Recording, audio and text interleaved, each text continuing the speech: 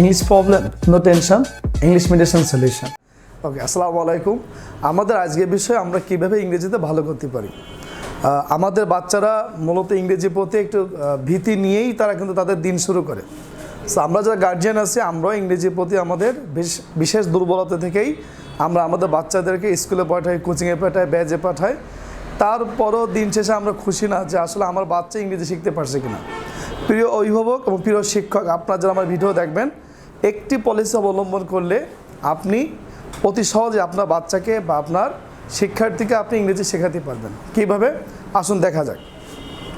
আমি ধরি যে আপনার বাচ্চা নতুন ইংরেজি ওয়ার্ড শিখছে, তখন আপনি আপনার হাউস অর্থাৎ আপনার বাসায় যে কয়টি বস্তু আপনি দেখবেন, যেমন আমরা দেখতে পারি যে লাইট। দেখেন আমরা কিন্তু সবাই জানি যে লাইট, হ্যাঁ, কিন্তু লাইটে বাংলা কি এটা কিন্তু আমরা জানি না। আমরা দেখি ফ্যান, ফ্যানের বাংলা কি এটা আমরা জানি না। আমরা ব্রাশ করি, ব্রাশে বাংলা কি এটা আমরা জানি না।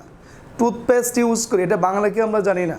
প্রিয় শিক্ষার্থী, প্রিয় অভিভাবক, আমাদের বাচ্চাদেরকে আমাদের শেখাতে হবে লাইট মানে হচ্ছে আলো, ফ্যান মানে হচ্ছে হলো পাখা, ব্রাশ মানে হচ্ছে হলো পরিষ্কার পরিচ্ছন্ন করে ঝাড়ু দেওয়া, টুথপেস্ট অর্থাৎ দাঁতের জন্য যে মাজন ব্যবহার করা হয়, এইভাবেই কিন্তু আমাদেরকে বাচ্চাদের শেখাতে হবে।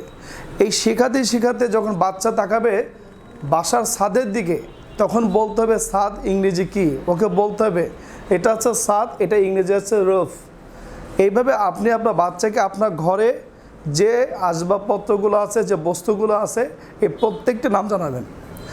আপনাদের বাসায় যদি কারোর বিড়াল থাকে, তো আমরা বাংলায় বিড়াল বলি, ইংরেজিতে কী বলবো? ক্যাট।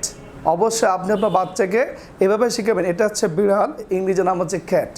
একইভাবে যদি গরু থাকে, বাংলায় আপনি গরু বলবেন, ইংরেজিতে বলে খাও। একইভাবে যদি ছাগল থাকে, বাংলায় ছাগল, ইংরেজিতে গট। এইভাবে আপনি আপনার পাশে কবুতর থাকতে পারে, আপনার পাশে পাখি থাকতে পারে, এইভাবে আপনি প্রাণীদের নাম শেখাবেন। আপনার বাসায় যদি কোনো ফুলের ছবি থাকে, যেমন গোলাপের যদি থাকে, আপনি রোজ অবশ্যই জানেন, ওকে শেখাবেন এটার নাম হচ্ছে হলো গোলাপ ফুল। তাহলে গোলাপ ইংরেজি কি? রোজ। আপনাকে একটু সজাগ হতে হবে। আপনি নিজে না পড়লেও সমস্যা নেই, কিন্তু আপনার বাচ্চাকে শেখানোর জন্য আপনার আশেপাশে, আপনার সারাউন্ডিংয়ে, আপনার চারিপাশে এনভায়রনমেন্টে যে বস্তু বা যে প্রাণী বা যে বিষয়গুলো আপনি দেখেন, এই বিষয়গুলো আপনাকে শেখাতে হবে। বাসাতে বের হয়েছেন, বড় একটা মাঠ আছে, আপনি বলেন না এটা বাংলায় বলে মাঠ, ইংরেজিতে বলে ফিল্ড।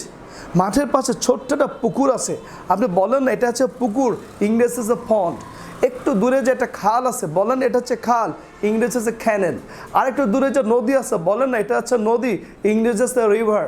একটু বেড়াইতে গিয়েছেন, ভ্রমণে গিয়েছেন, যাই দেখলেন সমুদ্র, ওরা বলেন সি। দেখলেন মহাসাগর, বলেন ওশিয়ান। প্রিয় শিক্ষার্থী অভিভাবক, আমি আপনাদেরকে এই 2-3 মিনিটের এই ভিডিওতে বা একটু 4 মিনিটের ভিডিওতে যে বিষয়টা বোঝাতে চেয়েছি, কীভাবে আপনি আপনার বাচ্চাকে ইংরেজি শেখাবেন। আমি মনে করি প্রথমত ইংরেজি ভীতি দূর করতে হবে, এবং আমাদের চারপাশে যে শব্দগুলো আছে, যে বস্তুগুলো আছে, যে প্রাণীগুলো আছে, যে শাকসবজি আছে, যে ফলমূল আছে, এই বিষয়গুলো, যে যানবাহন আছে, যে বিষয়গুলো বাচ্চাদের চোখে বেশি পড়ে, এই বিষয়গুলো আপনার তাদেরকে বাংলায় নাম শেখাবেন, ইংরেজির নাম শেখাবেন। আমি আশা করি 1 সপ্তাহ, 2 সপ্তাহ, 1 মাস, 2 মাস, 6 মাস আপনারা যদি 2টা, 3টা, 4টা করে ওয়ার্ড প্রতিদিন শেখান, ইনশাআল্লাহ আপনার সন্তান, আপনার শিক্ষার্থী অবশ্যই ছোট নৌকা থেকে বড় জাহাজের রূপান্তর হবে ইনশাআল্লাহ।